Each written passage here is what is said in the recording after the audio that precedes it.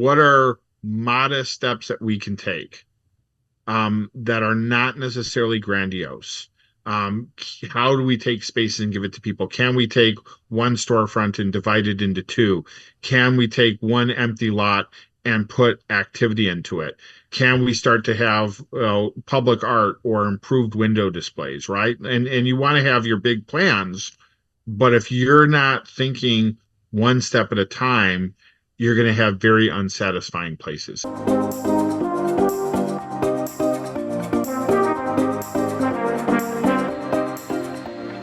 Welcome to the Small Nation Podcast, brought to you by CoverLink Insurance, where people are more important than policies. On this show, we unpack lessons from entrepreneurs, break down development strategies, and do deep dives on small town success. Our goal is to provide value to our listeners by hosting conversations that teach, inform, and inspire. Hey everyone, my name is Ethan DeLeon, and I'm here in the studio with the founder and CEO of Small Nation, Jason Duff. Today, we're excited to be virtually hosting President of ASH+LIME, Rik Adamski. Welcome, Rik. Welcome. Thanks so much for having me here for both of you, Jason and Ethan. Yeah, Rik, I was excited about this episode today when we get to have a thought leader on a topic that we don't often talk about. Right. I want to share, give a plug for LinkedIn. Rik, reached out, sent this really nice message to me. And how I knew it was not spam is he was asking really good questions about, I found your website, love what you guys are doing in revitalizing and renovating small towns. Let me tell you about what I'm doing. And oh, by the way, there's this great conference in Cincinnati that I'm going to be at in a few weeks. Like, we should connect. So, with LinkedIn, like the power of that, when I jumped on and looked at his background and profile, I learned that he had founded a company that was doing urban planning, but had a particular focus for small towns. I also was seeing the kinds of things that he was liking and commenting. And it was all these folks that we had some mutual connections with, but many folks that, because he's working down in Texas and we're up here in Ohio, many people that I was not aware of.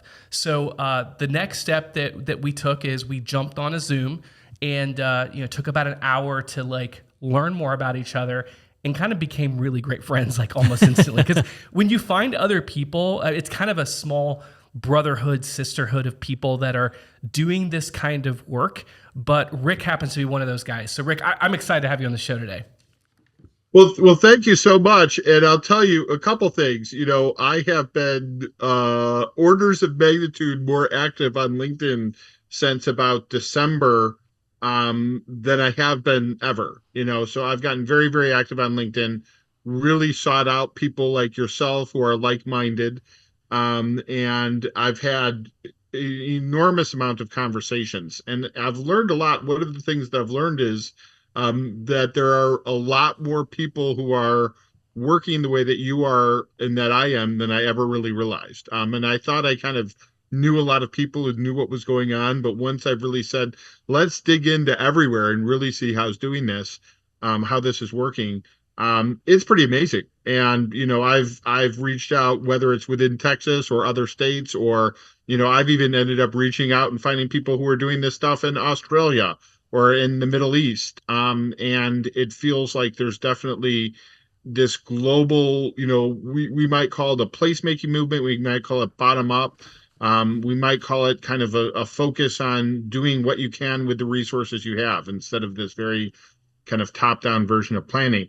The other thing that I would say is that's been interesting about our business is that we've worked in a huge amount of contexts.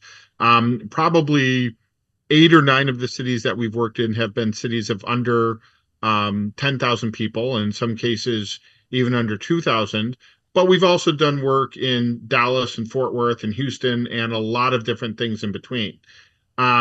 So what I've found is that if you come at things with the right type of openness, the basic principles that you have are the same, whether you're working in a place that's, 120-year-old historic downtown, or whether you're working in a place that was, built after World War II and is kind of your very car-oriented conventional suburbia, or whether you're working in big cities or small towns. I find the principles are the same. And so I find that we're able to very much focus on the district, the neighborhood, and the corridor, and use a similar approach. It changes every time. Every place is different, but the basic sort of underlying ideas are very similar no matter what. So that's been kind of a cool experience for me. I love that, and you brought up that the term "we." Let's just kind of dive into ASH+LIME. What is your firm, and what do you do? Okay, so I'll get into the name first.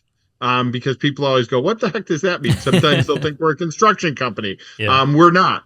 But those are the basic ingredients of Roman concrete. So when we were first trying to come up with names we almost came up with something much more boring, and somebody with a similar name threatened to sue us. Yeah, like that. Like and that. so we still have a DBA that we don't use in our business practice. But the idea of it is that these are simple ingredients that have stood the test of time in creating enduring places. And nothing that we do, we haven't invented anything. None of the concepts that we work under, none of the ideas that we have, none of the critiques that we have of where we think planning and placemaking and economic development has gone wrong, they're all very timeless. And we're rediscovering these principles, and the idea of them being simple. Sometimes we're too clever by half. Sometimes we try to overthink things rather than figuring out what is the essence and what are the next things that we can do to help this community, because that's what's important. What tools and resources can we give? And sometimes, it's good to be able to make a sophisticated analysis, but sometimes you also have to be able to say, this is what's on the ground, and here's how we can help to make the next steps happen. So that's kind of a lot of where the name came from and our theme. In terms of us, we were founded 10 and a half years ago. We were at a conference, actually, in Louisville, Kentucky, of what was once kind of the group of people that used to be called CNU Next Gen. Fortunately, there's a next gen now, so that we keep raising the age, right? Yeah, people who are pushing 50 like me don't have to be the next gen still. We can have the new people come in. But I was at a conference, and there were 27 people present. And we all presented on what our ideas were on the next American urbanism. And at that point, I was either wise or foolish enough to decide that I was going to go with two other people who were in the room with me and start a business based on these ideas. So we've changed a lot of the kind of the way that we've had to do things in order to sell our services and make a living. That's had to evolve. The ways that we found, this is the most effective way, or that's the most effective way. But the principles under which we founded, I think, are rock solid, and I think work pretty much anywhere, from my experience. Do what you can with the resources you have, take a step, and if it's working, take the next step. Empower people with tools and resources that they need to improve their community, focus on outcomes. All of those types of ideas we found, find gaps and fill it with activity. Again, these are pretty simple, but if you approach a place in that way, it proves to be very effective. We've been doing this for 10 and a half years. As I'm sure you know from working in small town Ohio, it's probably very similar that we went to random places in Texas or even big cities in Texas, and people had no idea what we were talking about. This bottom-up approach was very foreign to them.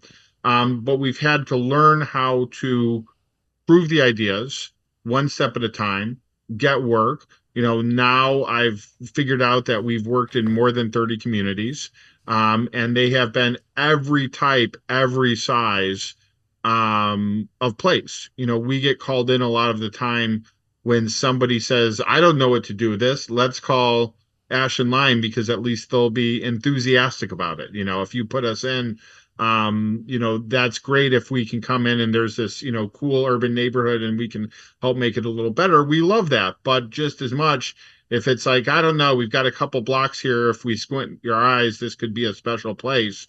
Our attitude is always, yes, this could be a special place. Have pride in it. And let's figure out what we can do to make it better. And we approach that with just as much enthusiasm, if that makes sense. It does. And looking at your website, what you're speaking, it ties together with what you're saying, is be bold and not reckless. I loved that statement. But good ideas never go away. They just evolve over time.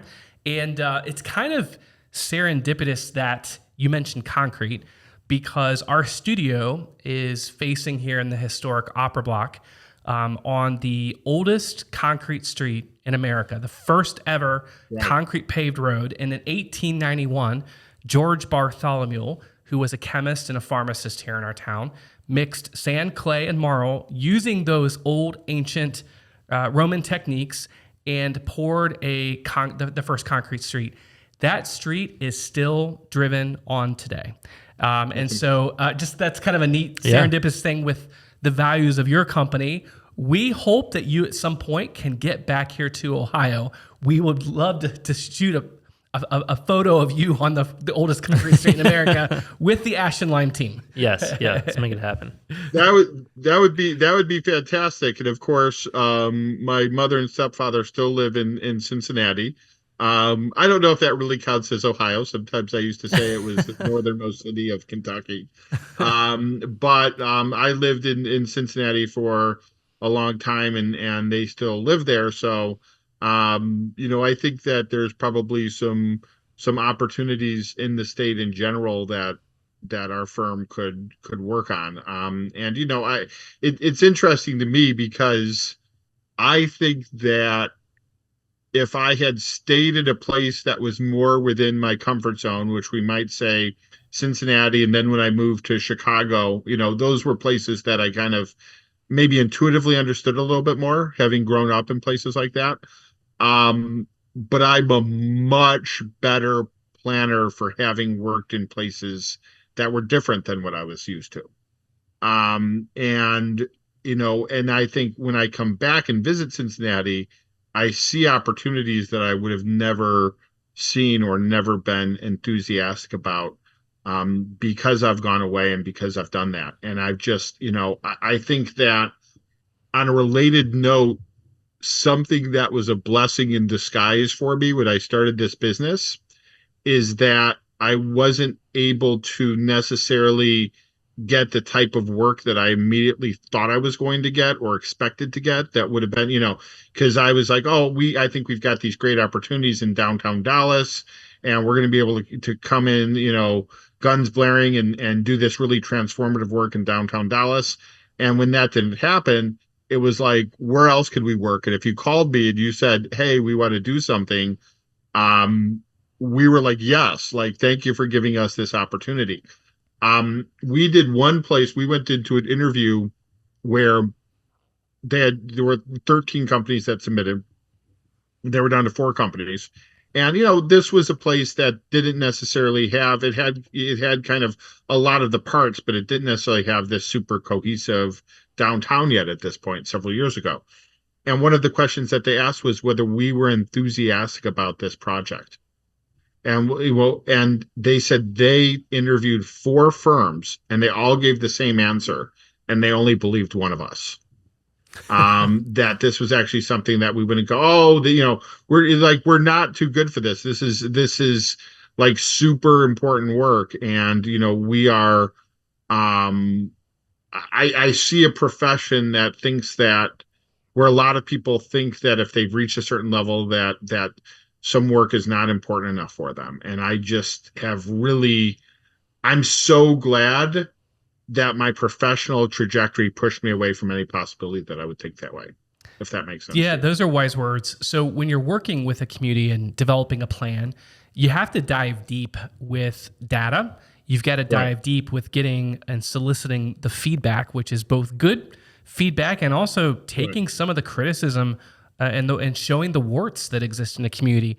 But you need someone that is going to be the champion, both from the planning and development in the firm, but then also you need local people that are going to facilitate to help. It's a two-way street to dive deep to understand those opportunities. Is that something as you work with folks that it is really a partnership, right? Oh, absolutely. So I think that the first place that I would start, right? Like you need to have, there's a certain amount of data that you need to be able to know what you're talking about. That's just kind of baseline information. What right? is that? Can you kind of share some of those things that are important? Yeah. So, for example, I want to know, okay, what is the vacancy rate of these buildings? Like, what's the vacancy rate of these commercial buildings? What are they renting for? Right? Like those sorts of information. Like, what type of population do we have? Having a little bit of an understanding. Have there been economic development studies done? Those sorts of things are, what is the average daily traffic that goes through here, right? So to some degree, there's just a baseline of things that you need to have done your homework. But a lot of times, what you see, you have to, in some sense, create your own data based on what you think is most important for that particular context. So in some cases, let's say, we have a client and we see, okay, there's several places that could end up being the main street.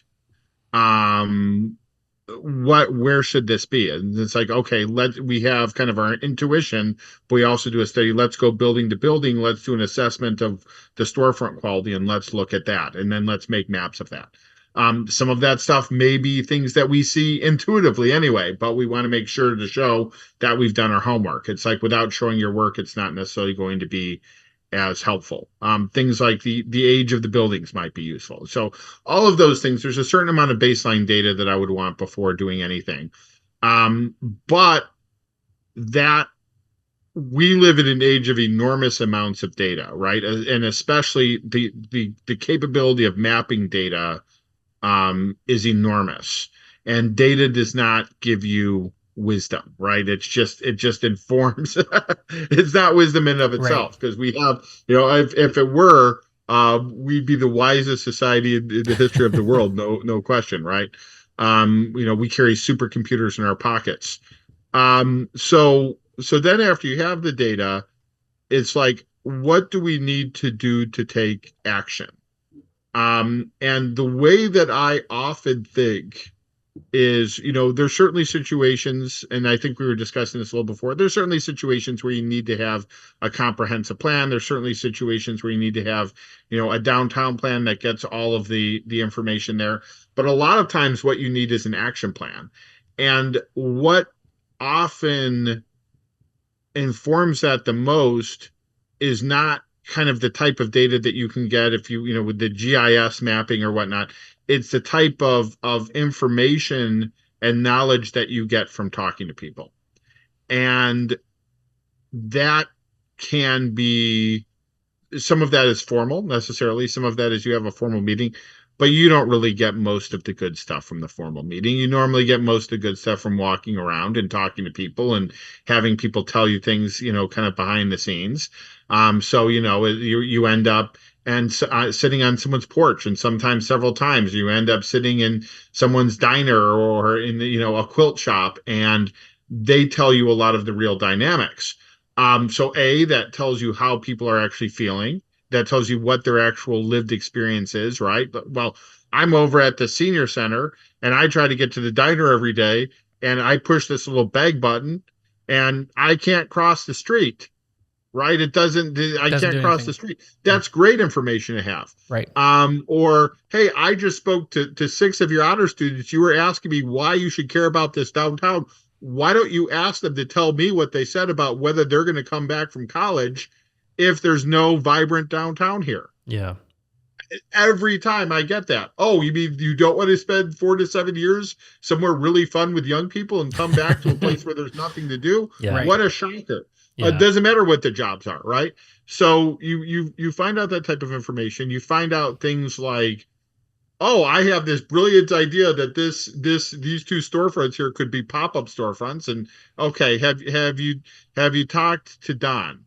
Mm-hmm. Oh, then you talk to Don. Okay, Don's not doing anything. Yeah. Or Don's doing something. Okay, well, Don's a talker. But is he, But that building's been vacant for 5 years, and he said the same thing. Right? Yeah. Yeah, it's been vacant for 5 years. So it's like you get that type of information. You get active public support, so if you've done that, even in 3 days, you can build enough that you can say, hey, this is going to go before council on Wednesday. I know there's going to be a couple people who aren't going to be in support of it. Can you call everybody so that we have 50 people in support of it? Because you told me, I This was listened to you important and to you. we're doing Yeah. these things. And, so all of that stuff is important. But here's much, much more important, in my opinion. Much more important is the fact that my plan that I came up with and my ideas and my recommendations, that there's a spectrum. There's the time before this, and then there's the time after this. So whatever recommendations I make are a blip, right? It's a blip. So someone has spent 20 years working their heart out for this downtown. I can come in with fresh eyes. They've been building a business. They're committed to this place. You've got the mayor, the council, they're committed to this place. I come in with fresh eyes and I say, hey, here's the thing I see, and here's how we can move things forward. And then I leave. Right? Right. So you can't do it all. I didn't really do any. I can't do most of it. Maybe I can help you with some cool tactical project. That might be fun, but I can't do almost none of it. Can I do? The renderings are not going to create the project, right? The renderings are not going to create the project. Yeah. And even, well, I can even say more on that, but yeah, other people are going to have to implement it, right? But it's also going to have to be things that happen from the bottom up for it to work, right? Because if all that you have is coming from the city top down, but you don't have anybody investing their time, their energy, their money, and their passion in the place, what does it matter? Spend $10 million on infrastructure and have the 10 best businesses downtown throw their hands up and leave. Your $10 million didn't matter. It didn't matter because you no longer have those people. So it's like what I need to do is find the people who are most able and willing to do something and help give them tools and resources so that even while the city's doing things top down, they're doing them bottom up. And if I really, really, really do my job well, they're barely going to remember me in 5 years. Maybe one or two people will, but what they'll know is that they did these cool things. Hey, I took this, burnt out building and I made it into this cool event space, right? Yeah. We took this lawn and we started having, and on Saturday night, we started having movie nights. And all of a sudden, if you go to our town on Saturday night, it's not just the tourists coming in to buy fudge, it's the actual locals, right? So it doesn't matter that I made these recommendations. I'm not a very important part of the story, right? Yeah. So it's like how I give these people tools. It's like, okay, can we help them to organize into a downtown association? Can we make their downtown association better? Can we connect the right people to the small business development center so that these cool businesses are getting the support that they need? So like for me to succeed, I have to give people tools. Yeah. So I might have even told you this, Chase. When I was in Cincinnati, I told several people this concept that I had, and I loved it so much. I said, let's think of like when you think about getting credit for a project, right? There's the city being happy enough with you to hire you back and then to say nice things about you. There's you being able to have a narrative so that I can go on, this podcast and talk about the things I did, or I can sell it to other people, right? Yes. There's me knowing that I'm doing good things, and that because I have I could go get a job with the city. It'd have a pension. I wouldn't have to hustle. I would, like I have other options, right? That would be easier. So there's me saying, okay, assessing like, is this what I should be doing with my energy, with my time, with my career, right? And then there's the fourth thing is my ego, right? And the first three things are really important. And the fourth one isn't. So to go full circle, it's more than a partnership.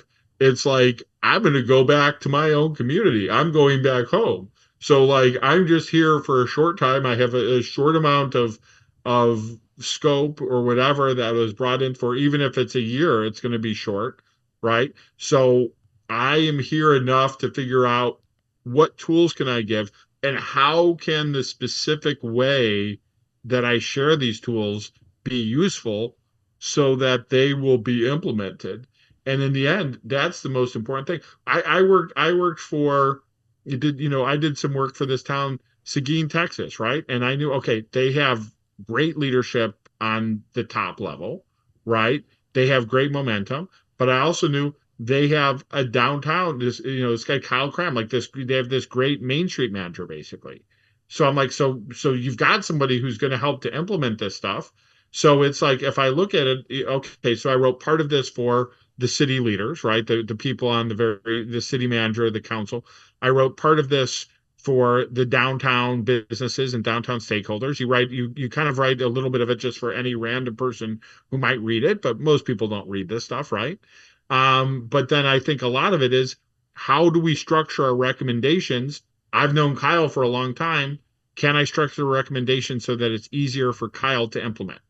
Because if you have the Main Street manager who you give them a list, you say, we've vetted this list, and they implement it, he looks like a rock star, I look like a rock star, the city, everybody wins.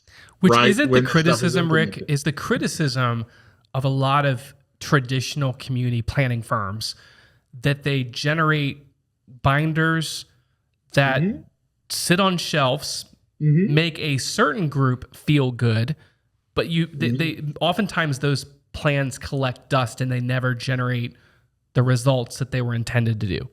Isn't that in the industry? That's one of the problems. I mean, I think that's one of the biggest problems. And I think that but if there's nobody who cares, who's doing the plan, who cares if it sits on the shelf unimplemented, then that's a natural reaction to it. So you end up getting pretty pictures, and here's the thing, to be as fair as possible, right? It's like, everything about the way that the system is set up to create plans. Even if you go to the procurement process, right? Like, the whole system is set up to create plans that sit on the shelf, and that don't actually take action. And if you want to actually get action, you have to dig into the specific details on such a level that it's just not the way that our profession thinks. It's not even the way that a big firm can work. I spoke to I was in the headquarters of a major planning firm, major, like, global firm, right? And I'm talking to them, we're discussing partnerships, and I'm just looking at this amazing, headquarters that they have, right?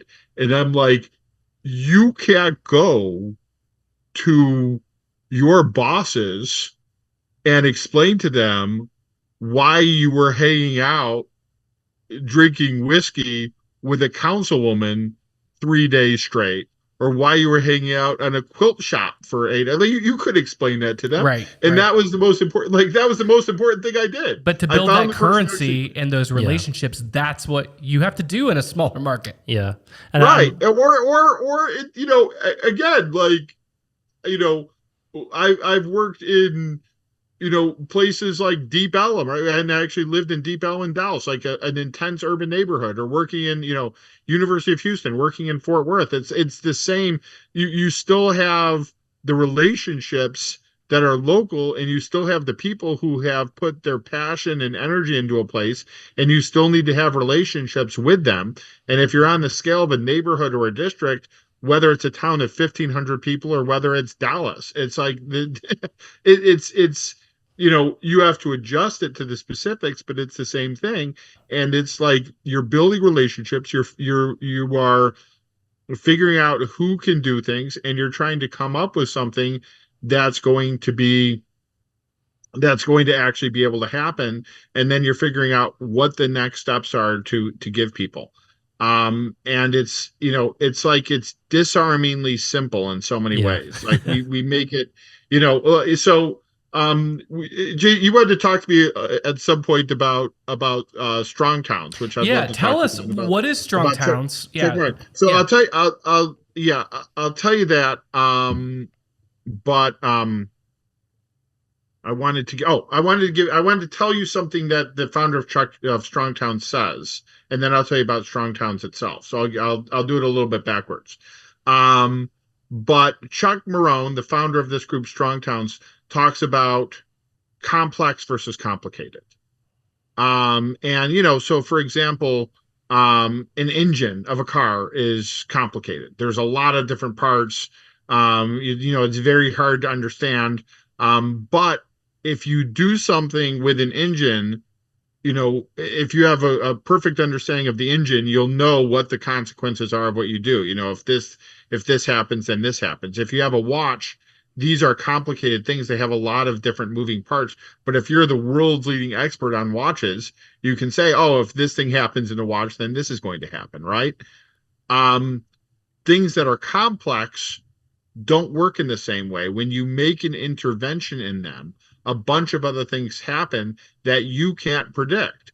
So if I've worked in towns, there's been places where they've said, hey, we'd like to shut down the street maybe, or I might recommend look at shutting down the street. And one of the things I say is, let's test this out for a day and then for a week and then for a month and see what happens. And there's I a like few that. reasons for that. For example, it's a way to build public support. But one of the reasons for it is I don't know what the heck's going to happen. I don't know if maybe the parking, I might say, oh, the parking's not going to be a big deal. Maybe it is a big deal. Maybe I didn't think of something. Maybe it's going to mess with traffic in a way that I didn't anticipate. Maybe some people will just get mad enough that it's not worth it. I don't know. But you test the idea for a little bit, because when you're making an intervention in a complex system, right? You actually, if you don't want to do a bunch of different things to mess with it, you want to do one thing. It's like if you're taking a code and you're like, oh, I have a problem with a code of a computer. You don't go and say, I'm going to change 10 things at once. It's like you change one thing and see how it works. And that's the way that is best to intervene in general in the city. It's try some small things. That doesn't mean that you don't have the big, all right, we're going to spend all this money on a stadium or convention center. That doesn't mean that that never happens. But what it means is that that only works if you also do a bunch of little things and test little things and see how things evolve and how people react before taking it to the next step. So you had asked about strong towns, and that's an organization that I have quite a lot of ties with from early on. In fact, I believe I first saw Strong Towns in my first Congress to the New Urbanism (CNU) conference. So that was back in Madison, Wisconsin, in 2011. And I saw this guy, Chuck Marone, speak, and basically it was what I now understand to be a critique of this very top-down planning and engineering system that we have, where everything is about kind of experts imposing things from the top, and not really about, hey, how do we figure out what's going on in the grassroots and give people resources that they need. And over the years, I've seen it. At the time when I first saw him, I believe it was him, and then there was one person who was Jim Kuman, who is basically a volunteer for the organization. And now I see they have this huge nationwide following, and Chuck has written several books, and now the Strong Towns Conference was alongside the CNU, and I think they had 600 or 700 people show up for it in Cincinnati. But I've also seen the ideas of strong towns evolve in a way that's certainly very fascinating. And I'll just share some of those those pillars were ending highway expansion, transparent local accounting, incremental housing development, safe and productive streets, and ending the parking mandates and subsidies. Right. Those I couldn't have pulled out 5 things out of my head as well as you just did. So well, I took some notes, but that's the thing. They started there, but one thing that I think is really cool now is they have these neighborhood groups, and in cities all across the country, you can organize, knowing their pillars and their principles, and be boots on the ground if your city is considering a change in zoning ordinances, or if you do have a good idea to take back your park or to fix potholes. Right. Like, it seems like that neighborhood group system is really, making massive changes in a lot of towns and neighborhoods around the country and around the world. Yeah, well, in fact, there's one of them, I forgot what community was in, but there was one of them who literally organized a neighborhood cleanup. And it's funny because I've seen the power of what even that can do. Yeah, I think that globally there's kind of a few things that Strong Towns has helped us to figure out that I give a lot of credit for. Um, and I think that a lot of the kind of ramifications of their ideas, I think a lot of the specific ideas that you had and a lot of the specific policy changes that they bring up are connected to these realizations.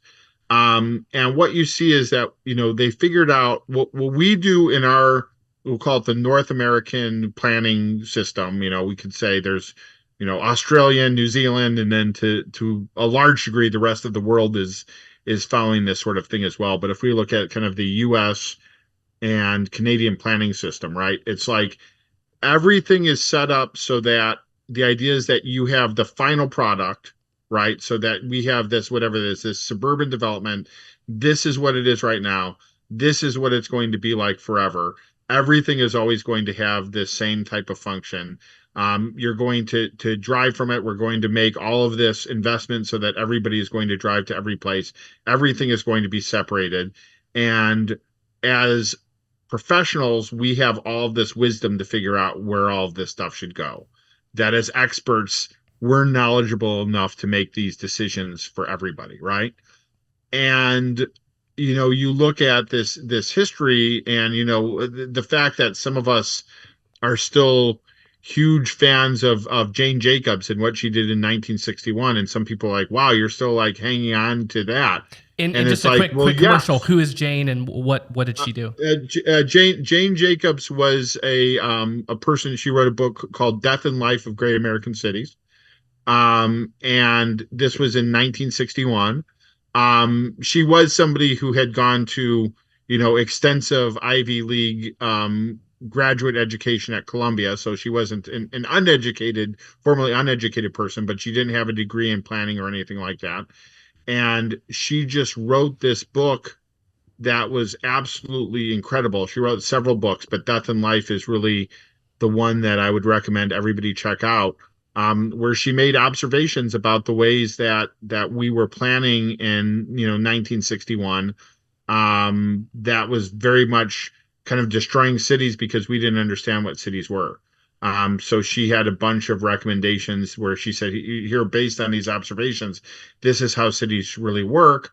And, one of the things is like, we're not actually wise enough to plan cities top down. Like, we actually need to give tools to people so that they can help to make places great. Which was very radical in 1961 and would be very radical in 2024. And every time I really read her stuff, I get something different out of it. So, It's a great share. really extraordinary. Yeah. And I'd recommend that everybody check out Jane Jacobs. But, so there's this history of thinking that way. And then I look at what Strong Towns really figured out, and it's like, this is the same thing. Like, we kind of, at one point, you had kind of these movements like the new urbanism that start to have meetings and you start to have conferences in the 90s, and they have these kind of groups that come with it that are like, oh, we're more incremental, we're more bottom up, we're more tactical. And it's like, oh, we have the new urbanism here, and then we have the incremental thing here, right? And all of a sudden it's like, we've started to figure out, no, cities are built step by step. Cities are built with, you take a modest investment, and then when that works, you take another investment. And the decisions in cities are, in some sense, made in a decentralized fashion, right? It's not someone coming from above and necessarily saying, this is what, this is where these types of houses are going to be, and this is where these offices are going to be, and this is where multifamily is going to be, right? You have to have some order to things in our modern time, right? We're not living 100 years ago, but basically things have to evolve in a decentralized fashion. So if you go to the Empire State Building, which is basically 100 years old, right? And it's still functioning, 100 years later. And could we imagine that it might be still thriving in 100 years? We could. But that spot started as shacks. So no one just came there and said, this is going to be the Empire State Building. They did it incrementally, right? So incrementally doesn't mean it's got to be small. It means it's how you bring your way to huge. Does anyone believe that the tower in Dubai is going to be occupied in 100 years? I don't, because it wasn't a natural evolution of the market building bigger and bigger. It was just someone making a decision. We're going to do this grandiose tower. We're going to have this massive silver bullet. And it's actually a much less sustainable way of doing things. And if you look at what, Strong Towns has kind of figured out, it's that all of this is the way that this way of taking one step at a time is really how you do urbanism. And it's kind of how you've done that. And when I say urbanism, I mean, whether you're talking about, a small town, downtown, or a big city, I'm kind of using it in that sense of the word. Right. But we are, so when I look at things, that's the reason why I say, hey, what are modest steps that we can take that are not necessarily grandiose? How do we take spaces and give it to people? Can we take one storefront and divide it into two? Can we take one empty lot and put activity into it? Can we start to have public art or improved window displays, right? And you want to have your big plans. But if you're not thinking one step at a time, you're going to have very unsatisfying places. And that's what we've managed to create for ourselves in our society. All right, at this time, we're going to take a quick break to hear a word from our sponsors. Come check out 600 Downtown Pizzeria in downtown Bell Fountain, where they cherish the art of making the most authentic, unique, and delicious, world-famous, and award-winning pizzas. Their team hand-spins each pizza the old-fashioned way and only uses the freshest of ingredients. Come see why they were featured on the Food Network. If you are looking for a dynamic workspace in the heart of Bell Fountain, look no further. Build Co-work & Space is your destination for creativity and collaboration. With state-of-the-art facilities and a thriving community, this is where innovation happens. Join them today for as low as $99 a month and build your success at Build Co-work & Space. Which, that's a perfect segue to a topic that I'd love you to chime in on, and that is this concept called third spaces. Can you, for our listeners, explain what third spaces are and why right now a lot of planners like you and developers like me are really trying to embrace these and find ways to create more of them? Right. So, but I usually use the word third places, but they're used interchangeably. Third places, third spaces. They tend to use them all. So, there was a book that came out in 1989 called The Great Good Place. And Oldenburg coined the term third places in this particular book. And what he had documented, even in 1989, he talked about kind of, okay, these are places where people can connect, where they can see and be seen, where they can relax. The primary activity is conversation. There's usually not a huge barrier to entry. So you don't have to, be rich or be a member of a special group in order to enjoy these spaces. And he documented how in sort of the US context of 1989, how these places were disappearing and what the ramifications of it are. And what I have realized kind of talking to people and based on my own experience is that we have even much less of these places now. So that when you go into a city, there's a lot, whether you're new to a place and you just want to go and have places to hang out and to meet people, or whether you want a place to go and connect with your friends and colleagues. Which Rick, if I can stop you there, like just speaking for you and I growing up, many of those places were the mall, right? The movie theater. Correct. Maybe it was an arcade. And Right. the truth about it is a lot of those business models has evolved to where those businesses don't exist or can't make money. Right. Well, so I think that, and I think that in general, businesses that, having a place that has a lot of staff, right, is harder and harder to maintain. Having a place where you're not really that concerned with people loitering, so to speak, is not really as viable, right? So, there's a lot of, and there's also a lot of differences, even in places that might have physically existed, with the way that people interact with them, or the way that it's acceptable to interact with them. So we could take the example of the 24-hour diner, right? Not only are there less of such places, but the way that people interact with such places is very different than it was, and with all these things, by the way, I'm very open to being told, hey, dude, you're a middle-aged man who has some nostalgia about your early 20s or your late teens, and maybe you're missing something. I'm totally open to that possibility, but nobody has managed to convince me of that yet, right? But so if you go to a Denny's at 2 a.m. and see if you have large groups of people hanging out. Yeah. You don't, and you certainly did. I have a little bit different perspective, and if there's a sense in which I've realized that my perspective may be warped on this in some sense, is that I lived most of my life in very unusual places, and I had a different set of preferences in terms of where to go than most people did. So in other words, I was living in Ann Arbor, Michigan, or in the university neighborhood of Cincinnati.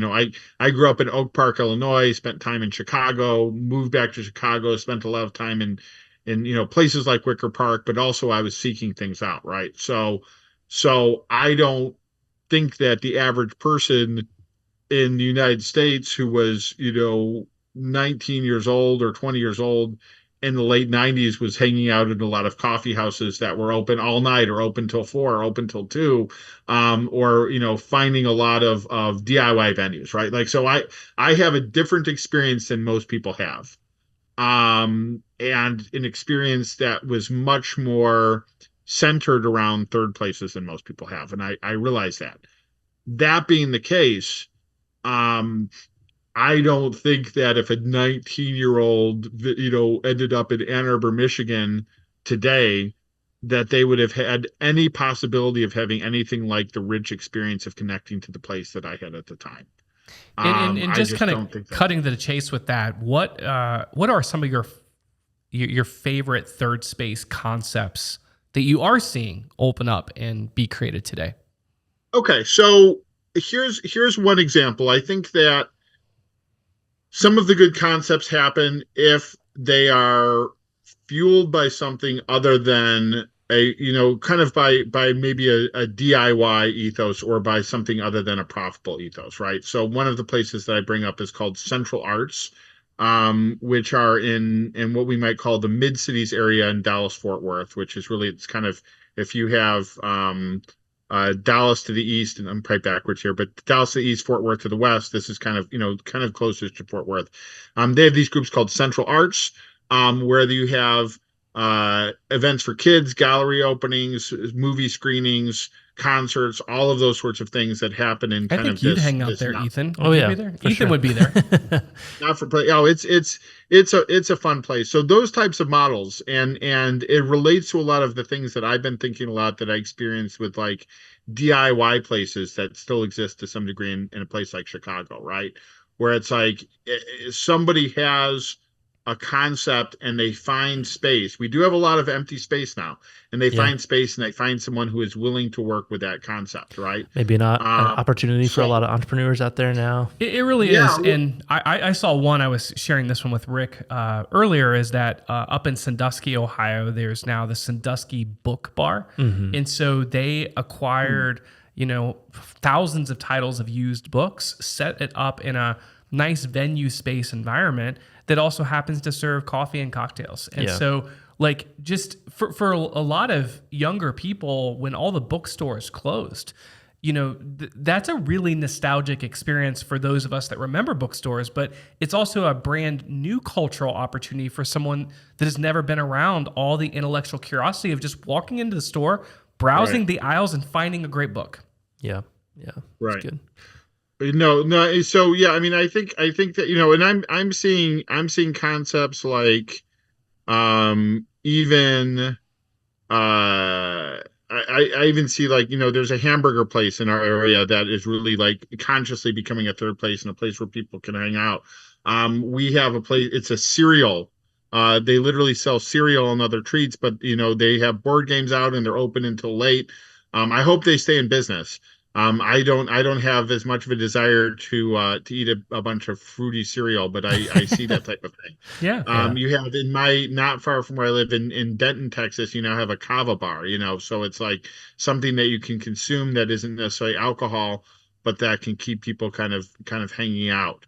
In general, I think that a lot of the model can be, because, you know, the challenge right now is that it's hard to monetize these places, right? It's hard to make enough money to keep it going.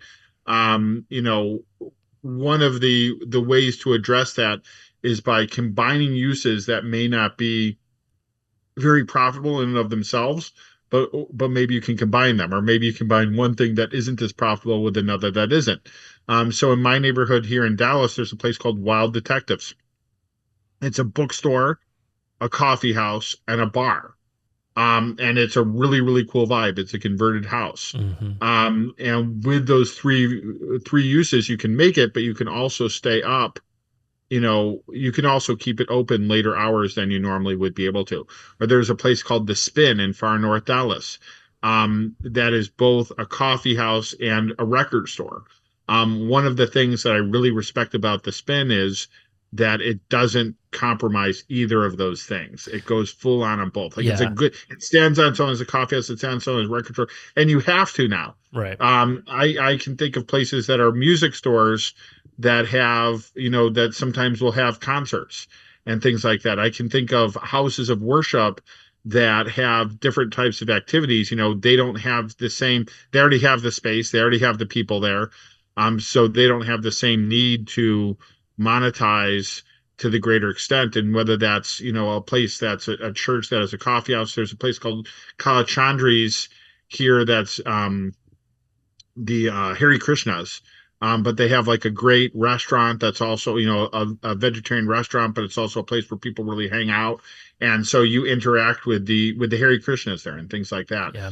So I think that there's a lot of models where I see the models working, and where I see it is where A, there's a consciousness behind it, and B, you're figuring out how to monetize it, right? And monetization means you either have to figure out multiple sources of income, or you have to have some sort of arrangement that makes paying the rent less essential. Right. There's a place called Opening Bell Coffee here in Dallas that is within this bigger development, South Side on Lamar. So it's, you know, it's been around for, I think, 20 years, and you go in and it's open later. You have concerts. It's a place to hang out. But, you know, I'm pretty sure they're not paying full rent because they're an amenity for the building. They bring the cool. Yeah. And I was going to say, your ability, they bring the cool. Your ability to do these things well makes you a destination, and people will travel all over, which will obviously help that monetization problem that you were kind of talking about. We are kind of coming up close on time here, so I am going to kind of transition us a little bit. But thank you for just sharing so much. Those were, first, Rick, incredible, rapid fire. For those listening, there's probably 20 different ideas about how to, if you've got an empty space or you're wanting to create more of these kind of creative collision opportunities in your community, there were 20 plus ideas there, and I know, you know, Rik has talked about third spaces and places a lot on other podcasts as well, so I'm going to link some of those in the show notes as well, so feel free, if you're listening to this, go check some of those out, where you share some of that wisdom. But just the whole episode in general, man, you've shared a lot of cool stuff, whether it's, you know, researching by walking the streets, you touched on the bottom-up approach a little bit, which is kind of its own thing. Like any of these could be their own episodes, but also just your I appreciate your very practical approach to planning and helping people not get stuck in that planning paralysis phase. But I am going to kind of transition us here into a rapid fire Q&A. So this is just more fun, like lighthearted, questions. So here we go. Round one is, are you left or right-handed? Right-handed. Right-handed. All right. You mentioned that you've lived in a lot of different cities across the country. What is the favorite city that you've ever lived in? I'd say Chicago. Chicago. All right. Yeah. I'd say Chicago. Yeah. Awesome. And then my last question here is, when are you coming to visit Bellefontaine, Ohio? Soon. It's so Put you on the easy spot. to. It could be now really that soon. now that concrete's like in his background and DNA, we're gonna have a lot more to talk about with that. No, I'd love to figure out a way to visit you all and potentially figure out a way to partner with you in some way. I'm sure that there's an opportunity for some form of serendipity. Yeah. And I'd also say, related to the kind of third places idea, I'm one thing that I will share with you as things go along. I'm actually setting up multiple webinars. It looks like I'm working with this guy Jaime Azareta. I hope I didn't mispronounce his name, but Jaime and I are collaborating. He's the storefront expert, as you might know. He's written a couple books on the topic, and we are actually going to be doing a lot of webinars to work with communities on how to create third places in their downtown. It's great. Awesome. And connected to one thing I was starting to say is that a lot of this opportunity may be vacant spaces that are eyesores, and that there may be ways to better use the spaces. I'm thinking of an example that I used to go to in Chicago in the Rogers Park neighborhood, where there was a space where literally the landlord didn't want it to be an eyesore anymore. So he worked for some not-for-profits. He asked for $1 a year rent. And he said, you can do whatever you want with the space as long as you don't charge anybody. So they had to pay rent and utilities. And so it allowed a creativity. It was win-win. He would have had that empty space anyway, so he might as well do something constructive with it. And I think that's going to have to be a lot of the type of model that we think about as we go forward is, okay, we have underutilized space. Mm-hmm. Can't we make this into something that's going to be an amenity for the neighborhood or for the development? So that's, I think, an interesting model going forward. Yeah. It's a good thought. Couple final questions here for you. And I know you've already shared a few really valuable resources on the show, but what is one professional development resource that was impactful for you personally along your professional journey? I mean, I think connecting with both the Strong Towns and the CNU was extremely good for me. And because I was able to really find my tribe, and I was able to find a lot of like-minded people. Yeah. I think a third organization, it's sort of a cluster of organizations that I also want to get involved with more. I was actually pretty involved with Project for Public Spaces at one time, and there's kind of an offshoot organization called Placemaking X. And I think that those would be good organizations for people to check out to kind of share that ethos. Yeah. I think Thanks those for are sharing some new ones here for us. So that's good. And then finally is, where can people follow you in your business to keep up with the work that you're doing?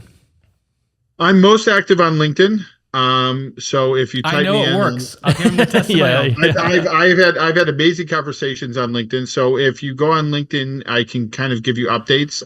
We do have a website that I would like to, we probably need to spice it up a little bit, but it has the basic information about us. If you go to ASH+LIME, ASHLIME.com, and there's all my contact information. If you go on LinkedIn, you can reach out to me. I'm pretty accessible. There's I spell my name Rik, which is unusual, so I'm easy enough to find that way. I'm gonna bring someone on who's going to help me to be more active in other forms of social media. I am going to start having a TikTok and go through and show people examples of places that I might find relevant to myself. So Great. You can keep up with me on through those. All right. Thanks, man. Well, Rik, this has been a great episode. Concrete is all about ready mix and the right ingredients. There, from planning to your strategies and ideas that you share today, to organizations and resources to keep those that idea well, strong and flowing. Just thanks for sharing all of your knowledge and background. And it's great to have a new friend that's making huge strides of building up communities and making towns better and stronger. So thanks for being on the show today. Definitely. I really appreciate it. Thank you. Thanks for tuning in on this episode of the Small Nation Podcast. We hope that conversation proved valuable to you. And if you enjoyed it, be sure to share the episode and follow the show on Spotify, Apple Podcasts, or your favorite podcasting platform. You can also subscribe to the Small Nation YouTube channel if you prefer to watch your episodes. Follow Small Nation on social media, and we'll see you in the next episode.